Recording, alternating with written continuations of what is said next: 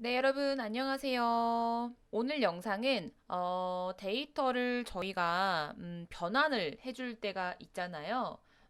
예를 들면은, 문자열 데이터가 우리가 분석해야 되는 데이터에 포함이 되어 있을 때, 그 자체가 뭐, 독립변수이거나, 뭐, 종속변수일 수도 있겠죠? 그럴 때 우리는 이 아이를 분석하기 위해서는 수치 형태로 바꿔줘야 되는 건데, 그럴 때 대표적으로 두 가지 방법이 쓰입니다. 첫 번째가 라벨 인코딩이라는 방법이 있고 두 번째가 원핫 인코딩이 있습니다. 이것 또한 제가 여러분들께 올려드렸던 특히 작업형 이 유형에서 많이들 사용이 됐던 부분이고 또 질문이 많이 올라왔기 때문에 제가 이렇게 또 정리하는 영상을 좀 올려보았어요.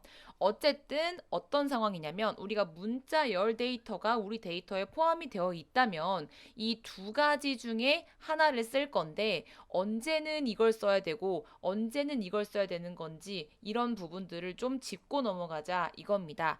자, 일단은 하나하나 한번 살펴볼게요. 일단 라벨링 코딩은 문자열 데이터를 고유의 수치형 데이터로 변환시켜주는 작업입니다. 예를 들어서 이러한 데이터가 있다고 칠게요. 자녀의 수, 나이, 만족도가 있는 컬럼이 있는데 여기에서 만족도 부분은 만족, 불만족, 보통 이렇게 되어 있어요. 문자열이죠. 이 상태로는 저희가 분석할 수가 없으니까 얘를 수치 형태로 바꿔주는데 라벨링 코딩을 썼다면 만족, 불만족, 보통이라는 이 텍스트 자체가 고유의 수치로 바뀌는 거예요. 그래서 만족은 1, 불만족은 2, 보통은 3 이런 식으로 표현이 되기 때문에 저희가 이걸 가지고 분석을 할 수가 있게 되는 겁니다. 자, 반면에 원핫 인코딩은 조금 색깔이 다르죠. 자, 원핫 인코딩은 말 그대로 문자열 데이터를 특정한 값이 포함이 됐다면 1, 그렇지 않으면 0, 즉 포함됐으면 true, 그렇지 않으면 false로 변환을 시켜주는 겁니다. 자, 그러면 똑같은 데이터, 자녀의 수, 나이, 만족도가 있었어요. 그러면 자녀의 수, 나이, 만족도는 그대로 있고 우리가 원했던 요 부분, 만족도 안에 들어 있었던 값들, 뭐 불만족, 만족, 보통만 있었다고 칠게요. 그러면 만족도의 만족, 만족도에서 불만족, 만족도에서 보통 이렇게 컬럼이 추가가 된 상태, 사실상 추가가 됐다기보다는 우리가 원활 인코딩을 해서 만들면 이런 식으로 우리가 만들어진다라고 보시면 돼요. 그래서 우리가 원래 있었던 데이터에다가 만들어진 원활 인코딩된 이 친구를 결합시켜가지고 분석을 해 나가면 된다라는 거죠. 자, 이건 여러분 일단 설명 들으시고 제가 실습으로 다시 한번 보여드릴 거니까 일단 설명 들으세요. 그래가지고 만족도의 만족이라고 되어 있으면 첫 번째 요 데이터가 만족이었잖아요. 첫 번째 요 행 데이터가. 그러니까 여기에다가는 1, 그렇지 않은 친구는 다 0 이렇게 바꿔주는 거고요. 두 번째에서는 불만족인데 이 아이가 요행의 친구가 불만족이었잖아요. 그래서 여기는 1, 나머지는 0. 그 다음에 세 번째 행에서는 보통이었으니까 요 친구만 1, 나머지는 0 요런 식으로 만들어진다라고 볼 수가 있습니다. 자, 그러면 언제 라벨 인코딩을 언제 원핫 인코딩을 쓰나요? 라고 할 수 있겠죠. 자, 일단 라벨 인코딩은 이렇게만 아시면 될 것 같아요. 트리 계열의 모델에서 즉 의사결정나무 또는 랜덤 포레스트에서는 문제 없이 쓸 수가 있어요. 그리고 물론 라벨 인코딩 을 뭐 트리 계열에 쓸 수 있지만 원핫 인코딩도 트리 계열에 쓸 수가 있겠죠. 그리고 이렇게 쓸 수 있는 건 트리 계열의 모델들은 어떠한 수치의 특성을 반영하지 않기 때문이다 라고 보시면 돼요. 자, 그러면 원핫 인코딩을 보겠습니다. 자, 원핫 인코딩은 선형 모델, 예를 들면은 뭐 선형 회귀 모델, SVM 등등등에서 쓸 수 있고 선형 모델의 경우에는 우리가 이렇게 적어 놓은 수치 자체가 어떠한 가중치에 영향을 줄 수 있어요. 우리는 어떻게 보면 의미 없이 그냥 이 텍스트를 고유의 숫자로 만들고 싶었던 건데 그 자체가 예를 들면 뭐 3, 2, 1 이러면 약간 3이 가중치가 더 있어 보이는 것처럼 영향을 줄 수 있게 작업이 되어서 우리가 의도한 거와 다르게 분석이 될 수 있다라는 거죠. 그렇기 때문에 여러분들이 이렇게 정리하시면 돼요. 내가 만약에 트리 계열 모델을 쓸 거다. 그럼 문제 없이 라벨 인코딩 쓰시면 되고요. 내가 선형 회귀 모델 이런 걸 쓸 거다. 그러면 라벨 인코딩이 아니라 내가 원핫 인코딩을 사용하면 된다라고 보시면 돼요. 자, 그래가지고 제가 저희 그 타이타닉 데이터 가지고 한번 원핫 인코딩, 라벨 인코딩, 하는 모습 보여드릴게요. 네, 콜랩 키신 다음에 여기에서 이제 데이터를 가지고 올 건데, 제가 여러분들께 말씀드렸던 저의 기터브에 들어가시면 여기에 이제 타이타닉 데이터가 이렇게 있습니다. 역시나 이 친구 로우 눌러가지고 이 상태로 딱 주소 복사해가지고 가지고 올게요. 자, 일단은 판다스 쓰셔야겠죠? as pd 데이터 프레임을 나는 pd.read CSV 해주고 여기다가 주소를 가지고 온다. 자, 그리고 여러분들 데이터 프레임에서 info 데이터 프레임에서 헤드 이렇게 쓸 수 있겠죠? 자, 이렇게 해주시고 나서 우리가 한번 데이터 확인해보자 이거예요. 왜냐하면 여기에서 우리가 결집값이 있는지 데이터 타입이 어떻게 되는지를 확인하는 거잖아요. 여기 보시면은 지금 우리는 AG 일단 결집값 있는 친구 먼저 볼게요. 결집값이 있는 친구들은 AG 그 다음에 케빈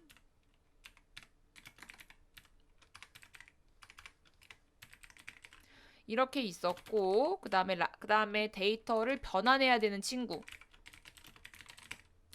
해야 되는 친구는 지금 보니까 이름 네임 그 다음에 성별 그 다음에 티켓 그 다음에 케빈 embarked 이렇게 있네요. 자, 근데 여러분 잘 보시면은요. 저희가 어쨌든 survived가 우리의 목표 변수인 건데 이거를 분석하기 위해서 필요한 친구들도 있지만 그렇지 않은 친구들도 있어요. 일단은 뭐 나이랑 뭐 embark 어디에서 이거를 탑승했는지 그 항구에 대한 정보인 건데 케빈은 게 객실 번호 이런 거니까 요 부분보다는 뭐 필요 없는 것들은 뭐 분석가가 빼면 되겠죠. 자, 일단은 저는 저희 분석에서 승객의 뭐 아이디랑 그 다음에 캐빈 그 다음에 뭐 티켓 이름 요 정도는 저는 그냥 제거하고 사용을 할게요. 자, 만약에 지우고 싶다 그러면은 데이터 프레임은 데이터 프레임 점 드롭 해가지고 저희가 지우고 싶은 컬럼의 이름을 적어주면 되겠죠. 지금 저의 경우에는 티켓 지울 거고 그 다음에 이름 지울 거고 그 다음에 패신저 아이디 그 다음에 캐빈 요 정도로 저는 지워보도록 하겠습니다. 자, 이렇게 지우고 나서 한번 저희가 데이터 프레임하고 인포 한번 해볼게요. 자, 그랬을 때 우리는 이러한 식으로 우리가 필요 없다고 생각된 부분들이 지워진 걸 볼 수 있는데 여전히 결제값은 존재하고 있고요. 그 다음에 여전히 우리가 오브젝트 문자열 형태 데이터가 있었다. 여기서는 그럼 저희는 일단 문자열 데이터 우리가 이제 뭐 라벨링 코딩이든 원하딩 코딩이든 해줘야 되는 부분들은 여기에서는 성별과 임발크드 부분이고 그다음에 나머지 부분 뭐 결집값 부분은 임발크드하고 그다음에 나이하고 뭐 요렇게 두 개만 해주면 되겠네요. 자, 일단 그러면 여기에서 여러분 결집값 처리 먼저 해줄게요. 결집값 처리. 자, 결집값 처리 해줄 거면은 저희가 그냥 원래 했던 것처럼 우리는 최빈 값으로 이 아이를 채워줄게요. 자, 그랬을 때 내가 age에서 가장 자주 나왔던 최빈 값을 채워주겠다. 요렇게 해주시고 자, 보시면 여기에서 결집값이 있었던 친구가 age였고 그 다음 embarked였으니까 embarked까지 해줄게요.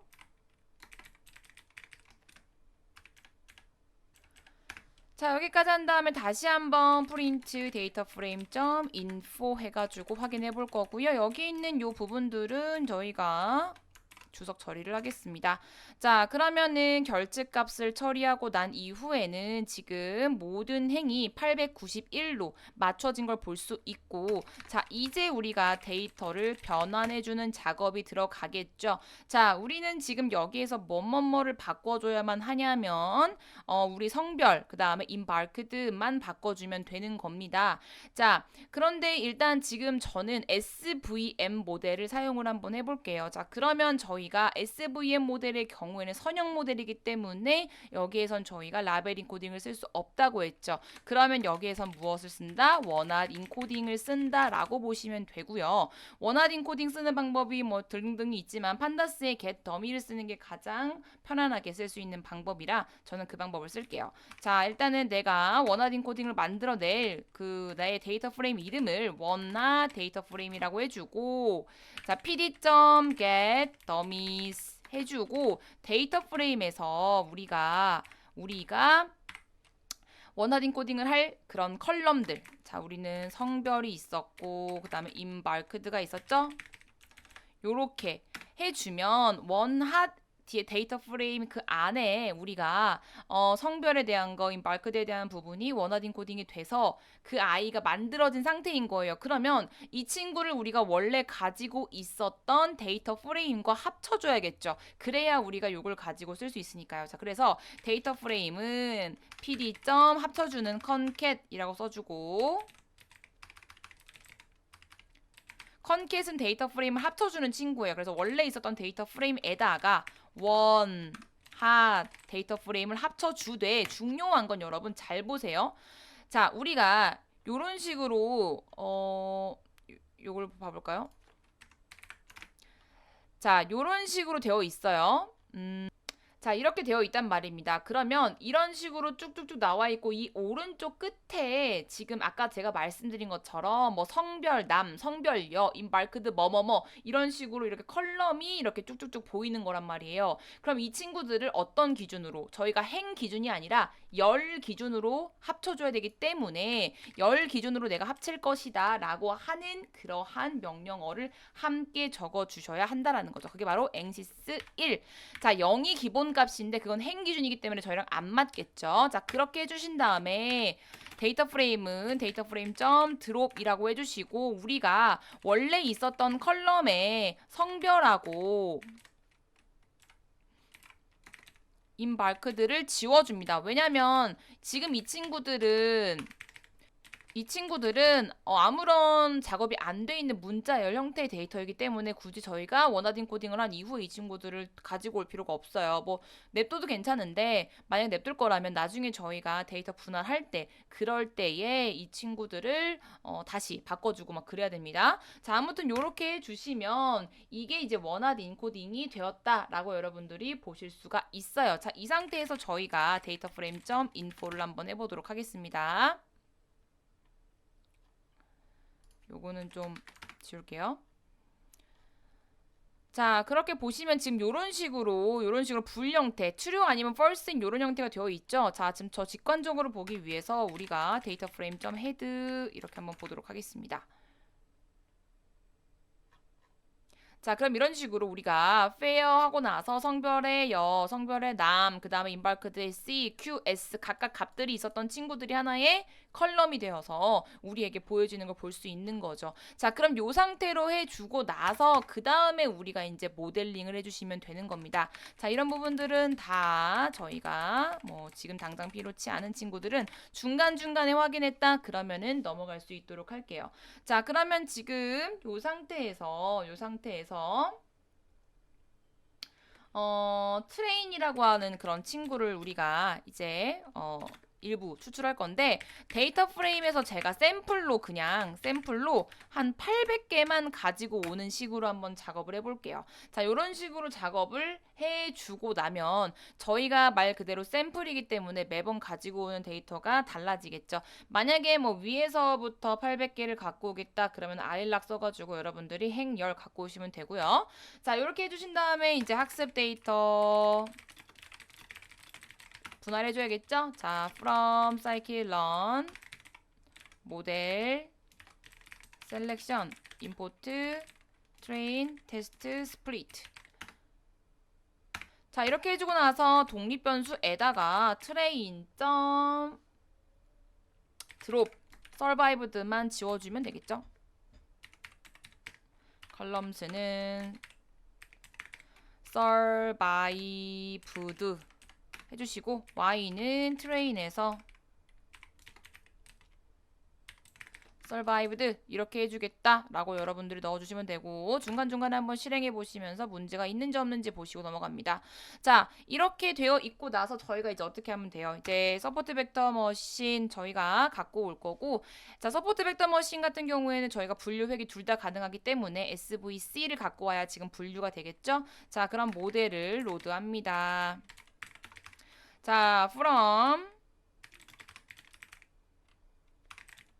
사이클 런에서 svm 해주시고 import 서포트 벡터 분류이기 때문에 c라고 해주시면 돼요. 자, 그 다음에 우리가 이제 이 서포트 벡터 머신을 저희가 생성해 줄 필요가 있겠죠. 아, 그 다음 제가 이 분할을 해서 이걸 안 했네요. 저희가 그 xtrain, xtest, ytrain, ytest 트레인 테스트 스플리트 독립변수, 동속변수, 테스트 사이즈 0.2 랜덤 스테이트는 뭐 10 이렇게 해볼게요. 자, 이렇게 하고 나서 이제 svm, svc라고 할까요? svc에다가 서포트 벡터 머신을 생성을 해주는데, 자, 여러분들 여기다가 저희가 뭘 해주실 필요가 있냐면 차원 변환 옵션을 설정을 해주실 필요가 있어요. 왜냐면은 저희가 이제 이 서포트 벡터 머신은 저차원의 데이터를 고차원 데이터로 매핑해주는 작업을 하면서 이 경계면을 구하다 보니까 이러한 작업을 하기 위해서는 차원 변환 옵션을 지정을 해줘야 됩니다.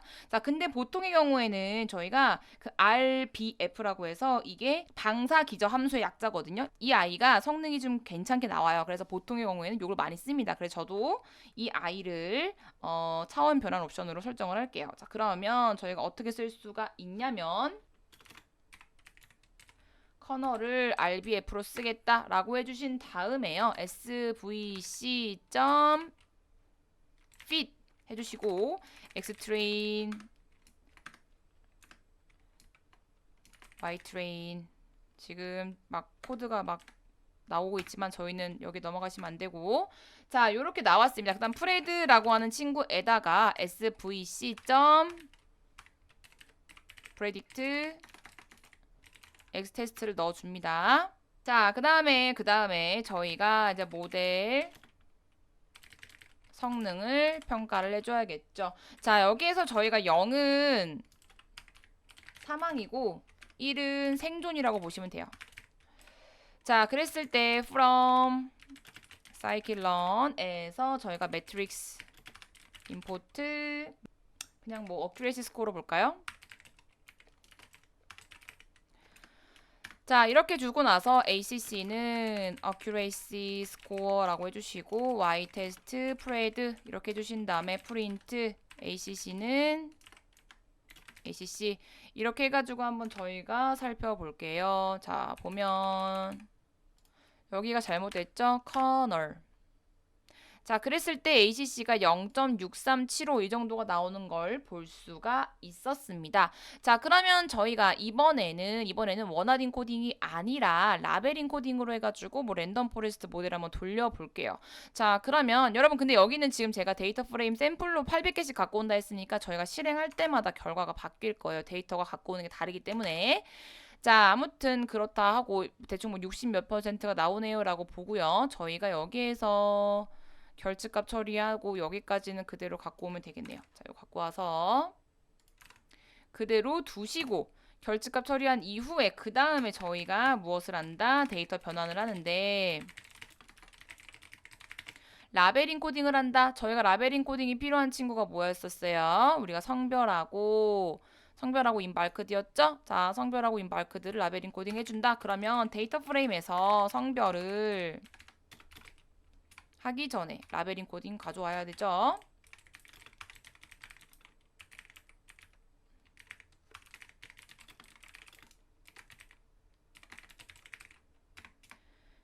레벨 해주시고 L2는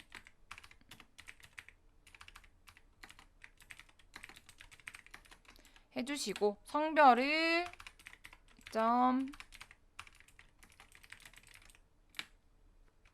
트랜스폼 해주시고 여기다가 데이터 프레임의 성별 그리고 인바크드를 해서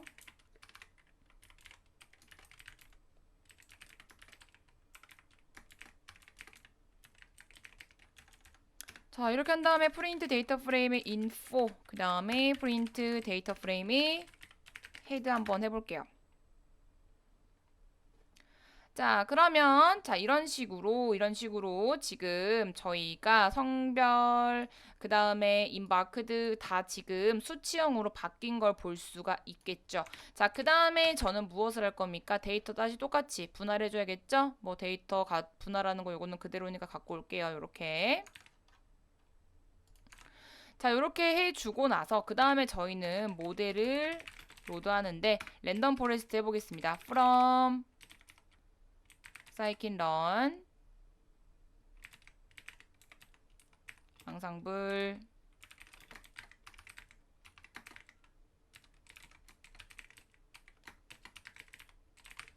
자, 이렇게 해주시고 나서 여러분이 랜덤 포레스트 클래시파이어에다가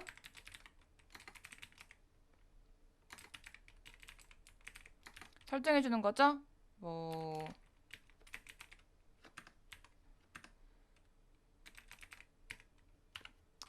이렇게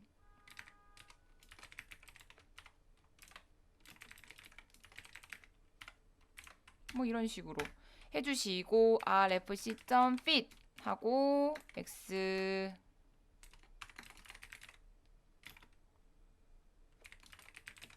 ytrain, xtrain, ytrain. 자, 이렇게 해주신 다음에 그 다음에 저희가 어떻게 합니까? 프레드 1이라고 할까요? rfc.predict 고 x테스트를 넣어줍니다. 자, 그 다음에 저희가 그 다음에 성능 평가를 해주죠. 역시나 똑같이 아까랑 똑같이 그냥 어큐레시 스코어를 볼게요.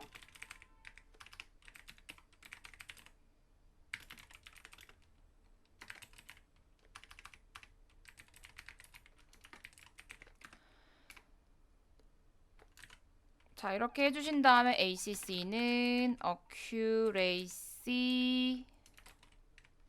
score 해주시고 ytest 프레드 1 이렇게 해주신 다음에 프린트 ACC는 ACC 이것도 ACC 위에 있었으니까 ACC 1이라고 한번 바꿔줘 볼게요. 자, 이렇게 한 다음에 실행을 해보도록 하겠습니다. 자, 그럼 결과가 이런 식으로 나오죠. 자, 그래서 우리 각자의 근데 여러분 딱 대충 보셔도 물론 이 친구가 또 할 때마다 다르겠지만 대충 보셔도 지금 랜덤 포레스트의 성능이 조금 그래도 잘 나오고 있어요. 앙상블 모델이니까요.